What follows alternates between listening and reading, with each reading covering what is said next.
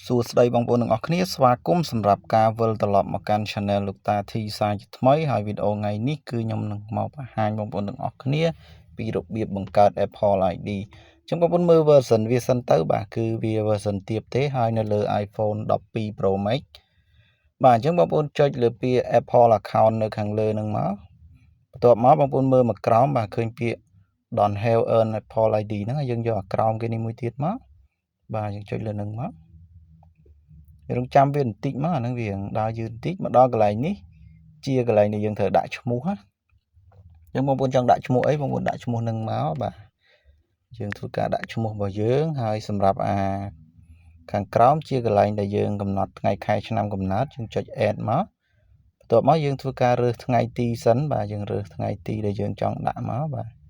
ន្ទាប់មកយើងចុចអាកន្លែងលើឆ្នាំនេះមកដើម្បីយើងរើសឆ្នាំហើយនឹងខែអញ្ចឹងបងប្អូនគួរតែដាក់ថ្ងៃខែឆ្នាំកំណើតពិតទៅបាទជៀសវាងមានបញ្ហាបាទឥឡូវយើងចុចពាក្យ continue ទៀតមកបាទអូខេយើងរងចាំវាបន្តិចអានេះដោយសារអ៊ីនធឺណិតវារៀង slow អញ្ចឹងណាហើយបងប្អូនយកពាក្យ don't have an Apple ID ខាងក្រោមនេះមកបាទហើយយើងចុចពាក្យ get an email ហ្នឹងមកបាទបន្ទាប់មកយើងធ្វើការដាក់ឈ្មោះរបស់យើងមួយមកបាទយើងធ្វើការដាក់ឈ្មោះរបស់យើងមកពេលដែលយើងដាក់ឈ្មោះហើយយើងបន្ថែមលេខខ្លះមកបាទដើម្បីកុំឲ្យវាខ្លីពេកតែបើសិនជាឈ្មោះបងប្អូនវែងហើយយើងថែមលេខ1ឬក៏លេខ2ខ្ទង់អីទៅវាបានហើយបាទអូខេឥឡូវយើងចុច continue យកពាក្យ create email address បាទហើយរងចាំវាបន្តិចទៀតទៅអូខេវាចាប់ផ្ដើមមកដល់កន្លែងនេះជាកន្លែងដែលយើងដាក់ password ណាអញ្ចឹងអាខាងលើហ្នឹងគឺយើងដាក់ password មកបាទយើងដាក់មានអក្សរធំអក្សរតូចអីអញ្ចឹងទៅហើយមានលេខមកហើយបើបងប្អូនចង់សុវត្ថិភាពខ្លាំងដាក់មានសញ្ញាទ្រង់ជ្រូកមានផ្កាយអីទៀតទៅបាទហើយបងប្អូនដាក់ឲ្យគ្រប់ចំនួនរៀងវែងបន្តិចមកបាទកុំដាក់ខ្លីពេកដាក់ខ្លីពេកក៏វាអត់ឲ្យដែរហើយសម្រាប់អាខាងក្រោមនេះយើងដាក់ឲ្យដូចអាលើយើងដាក់ប៉ុន្មានគឺអាក្រោមយើងដាក់ប៉ុណ្្នឹងឲ្យដូចគ្នាមកបាទយើងដាក់កុំឲ្យខុសគ្នាតែយើងដាក់ខុសគ្នាក៏វាអត់ឲ្យយើងដែរដោយសារខាងក្រោមនេះជាកន្លែងបញ្ជាក់បន្ទាប់មកយើងចុចពាក្យ continue នៅខាងក្រោមមកអូខេពេលដែលយើងចុច continue យើងរងចាំវាបន្តិចមកដល់ត្រង់នេះវាលោតលេខឲ្យយើងអូតូយើងចុច continue មកបាទបើយើងអត់ចង់បានលេខហ្នឹងទេយើងយកអាក្រោមមកបាទតែបើយើងយកលេខហ្នឹងហើយយើងចុច continue យកតែម្ដងទៅបាទមកដល់ត្រង់នេះបងប្អូនចុច agree មកបាទអូខេយើងចាំវាបន្តិចបាទអញ្ចឹងយើងបង្កើតនៅលើអ៊ីនធឺណិតវាអាច slow បាទប៉ុន្តែខ្ញុំណែនាំឲ្យបងប្អូនទាំងអស់គ្នាប្រើវាលើអ៊ីនធឺណិតអត់ឲ្យបង្កើតលើ Wi-Fi ទេបង្កើតលើ Wi-Fi វាអាចនឹងបង្កើតអត់បានវាអាច spam វាអាចមានបញ្ហាផ្សេងអញ្ចឹងណាអញ្ចឹងបងប្អូនព្យាយាមបង្កើតនៅតាមអ៊ីនធឺណិតបើបងប្អូនកុំព្យាយាមបើក Wi-Fi បាទហើយបន្តិចទៀតខ្ញុំនឹង connect Wi-Fi ឲ្យបង្កើតឲ្យបងប្អូនយើងមើលឥឡូវដោយសារអ៊ីនធឺណិតវារៀង slow វាចេញបែបនេះគឺវាថយក្រោយមកអស់ហើយអញ្ចឹងខ្ញុំនឹងធ្វើការវាយឈ្មោះវាយអីឡើងវិញម្ដងទៀតបាទដើម្បីដាក់វាម្ដងទៀតអញ្ចឹងណាមិញដោយសារអ៊ីនធឺណិតយើងវា slow ទៅវាចុចអត់ទៅវាឡងចេញមកវិញអញ្ចឹងយើងធ្វើការរើសម្ដងទៀតមកបាទដូចយើងបង្កើតលើកដំបូងអញ្ចឹងយើងចាប់ផ្ដើមរើសថ្ងៃខែឆ្នាំដាក់ឈ្មោះអីទៅបន្ទាប់មកយើងចុច continue មកដល់កន្លែងនេះគឺខ្ញុំធ្វើរៀងលឿនហើយដោយសារ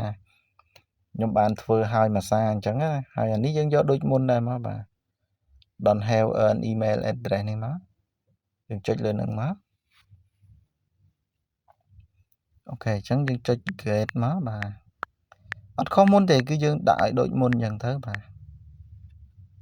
អូខេរងចាំវាបន្តិចទៀតចុច continue មកបាទឥឡូវវាដាក់ email ហ្នឹងអត់បានទេអញ្ចឹងខ្ញុំនឹងធ្វើការ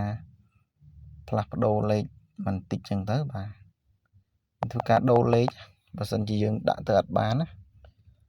ខ្ញុំធ្វើការបដូរលេខបាទកន្លែងនេះដោយសារ email យើងដាក់មិញទៅវាមានបញ្ហាដល់ពេលយើងដាក់ឲ្យដូចមុនគឺវាអត់ឲ្យទេអញ្ចឹងខ្ញុំធ្វើការផ្លាស់ប្ដូរលេខខាងក្រោយសម្រាប់ឈ្មោះខ្ញុំយកដដែល បាទអញ្ចឹងវាចេញឲ្យយើងចុចពី create email address មកអូខេចាំវាបន្តិចទៀតបាទតិចទៀតវានឹងនាំយើងទៅដល់កន្លែងដាក់ password ដូចមុនហើយ password ដូចខ្ញុំបញ្យល់បងប្អូនខាងដើមអញ្ចឹងបាទគឺមានអក្សរធំអក្សរតូចមានលេខមានសញ្ញាអីហ្នឹងបងប្អូនដាក់ឲ្យចាំខ្លួនឯងទៅសំខាន់គឺយើងចាំខ្លួនឯងព្រោះហ្នឹងវាសំខាន់មែនតើ password ហ្នឹងណាហើយខាងក្រោមគឺយើងដាក់ឲ្យដូចគ្នាដែរមកបាទយើងដាក់កុំឲ្យខុសគ្នាអូខេយើងធ្វើការវាយហើយចុចពាក្យ continue ទៀតមកបាទមកដល់ត្រង់នេះយើងចុច continue ដែរមកអូខេយើងចាំវាបន្តិចដល់ត្រង់នេះយើងចុច agree ម្ដងទៀតបាទ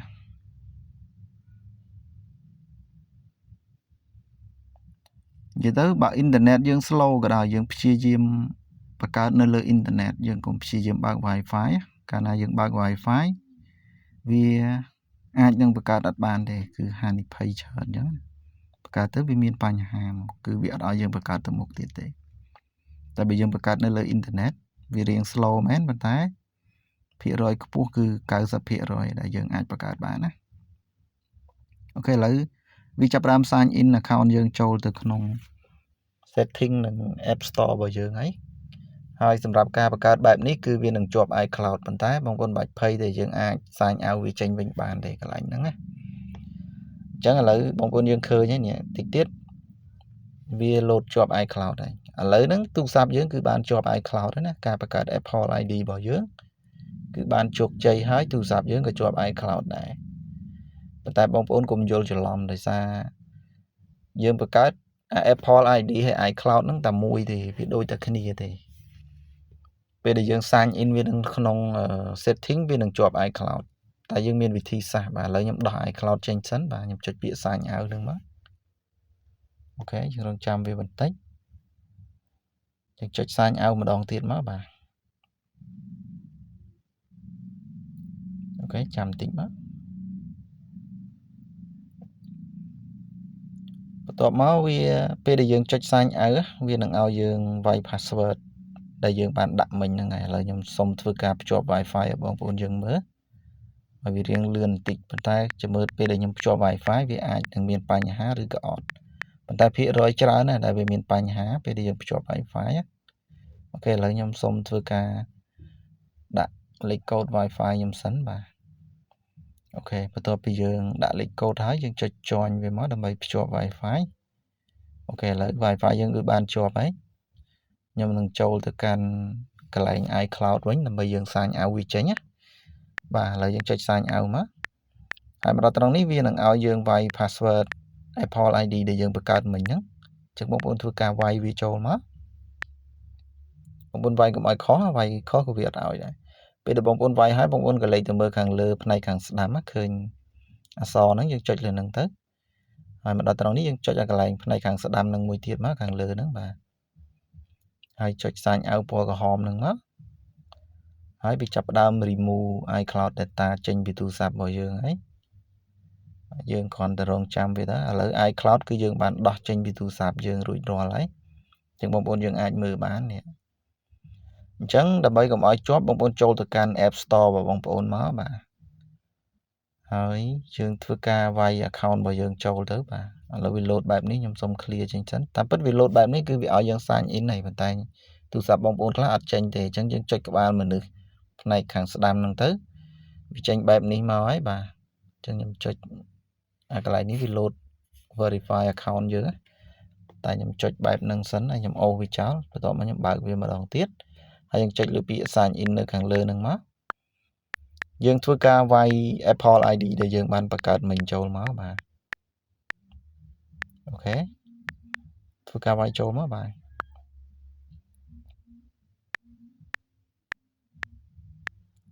អូខេបន្ទាប់ពីយើងវាយហើយយើងចុច continue មកវានឹងឲ្យយើងដាក់ password ហើយ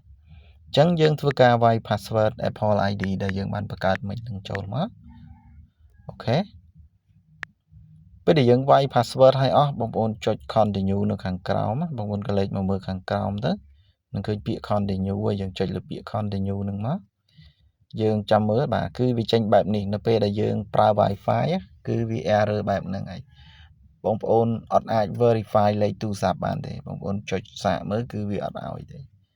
វាចេញបែបហ្នឹងមែនប៉ុន្តែវាអត់ផ្ញើសារលេខកូដឲ្យយើងណាពេលដែលយើងរើសជំរើសវានឹងដាក់នេះឃើញទេវាដាក់សញ្ញាឲ្យយើងចូលទេអញ្ចឹងយើងអត់អាចធ្វើការ sign in ចូលបានទេតើតែយើងធ្វើការដាក់ភ្ជាប់ជាមួយនឹងអ៊ីនធឺណិតសិនអញ្ចឹងឥឡូវដើម្បីឲ្យអស់សង្ស័យខ្ញុំចូលមកកាន់ setting ហើយខ្ញុំនឹងធ្វើការ sign in ឲ្យបងប្អូនមើលម្ដងទៀត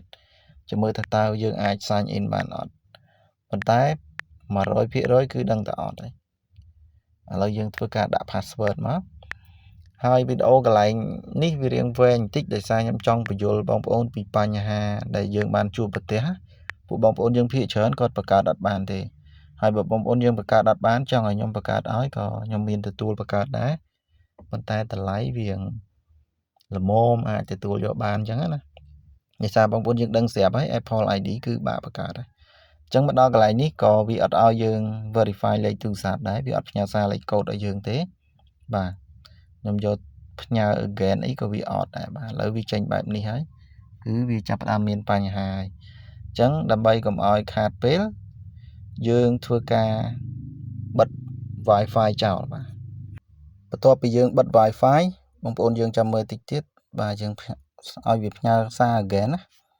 បាទពេលដែលយើងចុចឲ្យវាផ្ញើសារ again យើងរងចាំវាបន្តិចទៅបាទឥឡូវយើងឃើញថា Apple ID របស់យើងគឺបានចូលមកហើយអញ្ចឹងគ្រាន់តែបងប្អូនធ្វើការបិទ Wi-Fi ភ្លាមគឺយើងអាច sign in វាបានហើយបងប្អូនយើងឃើញហើយនេះគឺយើងអាច sign in បានហើយយើងចូលដានមកហើយយើងមកមើល setting របស់យើងវិញហើយសម្រាប់កន្លែងនេះបងប្អូនឃើញកន្លែងលេខ1ហ្នឹងបងប្អូនកុំចុចបើសិនជាបងប្អូនចុចលើហ្នឹងគឺវានឹងជាប់ iCloud ទៅកាន់ទូរស័ព្ទរបស់បងប្អូនហើយអញ្ចឹងបងប្អូនយើងមួយចំនួនគឺគាត់អត់យល់កន្លែងហ្នឹងបានវាមានបញ្ហាជាប់ iCloud ឥឡូវខ្ញុំបើកមកកាន់ App Store វិញចុចពាក្យ continue ហើយខ្ញុំនឹងធ្វើការ search កម្មវិធីមួយដើម្បីធ្វើការ download ហើយសម្រាប់កម្មវិធីនេះដែរជាកម្មវិធីដែលយើងអាចផ្ញើ file ពីទូរស័ព្ទមួយទៅទូរស័ព្ទមួយបានណាហើយសម្រាប់ការ download គឺខ្ញុំប្រើ Wi-Fi វិញហើយដោយសារយើងអាច sign in account ចូលបានហើយអញ្ចឹងខ្ញុំនឹងធ្វើការ download កម្មវិធីនេះមួយពេលដែលយើងចុចពាក្យ install វានឹងឲ្យយើងធ្វើការដាក់ password ហើយអញ្ចឹងបងប្អូនវាយ password Apple ID ដែលបងប្អូនបានបង្កើតមិញចូលមកបាទយើងវាយកុំឲ្យខុសបាទកន្លែងហ្នឹងតែខ្ញុំជឿថាបងប្អូនទាំងអស់គ្នាគឺចាំហើយព្រោះយើងដាក់ខ្លួនឯងទេពេលយើងវាយចុចពាក្យ sign in ទៅវាលោតគ្រីសបែបនេះហើយចាំមើលថាតើវាឲ្យយើង download ឬក៏អត់បាទកន្លែងនេះឲ្យ download នេះយើងយកក្រោមមកបាទហើយសម្រាប់បងប្អូនខ្លះគឺវាឲ្យយើង review ទៀតបាទគឺវាអត់ទាន់អាច download បានទេប៉ុន្តែវីដេអូមុនខ្ញុំមានបង្ហាញហើយដោយសារ Apple ID មួយនេះគឺវាអត់តម្រូវឲ្យយើងធ្វើការ review បំពេញព័ត៌មានបន្ថែមទេបាទអញ្ចឹងយើងអាច download យកតែម្ដងបាទហើយយើងចុច install កម្មវិធីមួយទៀតយើងធ្វើការដាក់ password របស់យើងពេលដែលយើង download បាន2កម្មវិធីវានឹងឲ្យយើង save password ហើយពេលដែលយើង save password ហើយបើសិនជាយើងដាក់ scan មុខវាគ្រាន់តែឲ្យយើង scan មុខគឺបានហើយបាទអញ្ចឹងយើងចុច install នេះយើងជឿពាក្យ save មកបាទចុចពាក្យ save កន្លែងហ្នឹងហើយតិចទៀតវានឹងចាប់ផ្ដើម download ឲ្យយើងហើយយើងធ្វើការ download TikTok មួយទៀតមកចាំមើលថាតើវាឲ្យយើង download អត់បាទអញ្ចឹងពេលដែលយើងចុច get ទៅយើងគ្រាន់តែចុច install គឺវាទៅតែម្ដងវាអត់ចាំបាច់ឲ្យយើងធ្វើការវាយ password អីទៀតទេដោយសារយើងបាន save password ហើយប៉ុន្តែបើសិនជាបងប្អូនដាក់ scan មុខវានឹងឲ្យបងប្អូន scan មុខពេលដែលបងប្អូនចុច install អញ្ចឹងដើម្បី scan មុខបានបងប្អូនគ្រាន់តែចុចឲ្យកន្លែង lock screen 2 ដងហើយដាក់ឲ្យចំមុខបងប្អូនទៅវានឹងធ្វើការ download ហើយឥឡូវយើងមើលឃើញកម្មវិធីរបស់យើងគឺបាន download ចូលមកហើយបាទនេះជាកម្មវិធីមួយហ្នឹងហើយកម្មវិធី Facebook កម្មវិធី TikTok អីហ្នឹងបាទគឺបានចូលមកហើយសម្រាប់វីដេអូយើងក៏មានប៉ុណ្្នឹងដែរសង្ឃឹមថាបងប្អូនទាំងអស់គ្នានឹងធ្វើបានទាំងអស់គ្នាព្រោះវីដេអូនេះខ្ញុំប្រាប់ពីបញ្ហាដែលបងប្អូនជួបប្រទះហើយគឺដោយសារយើងបង្កើតនៅលើ Wi-Fi ឬក៏យើង sign in នៅលើ Wi-Fi បានវាអត់ឲ្យហើយបើសិនជាបងប្អូនចង់ឲ្យខ្ញុំបង្កើតឲ្យអាចឆាតតាមរយៈ Telegram ដែលខ្ញុំដាក់នៅខាងក្រោមនឹងបានបាទ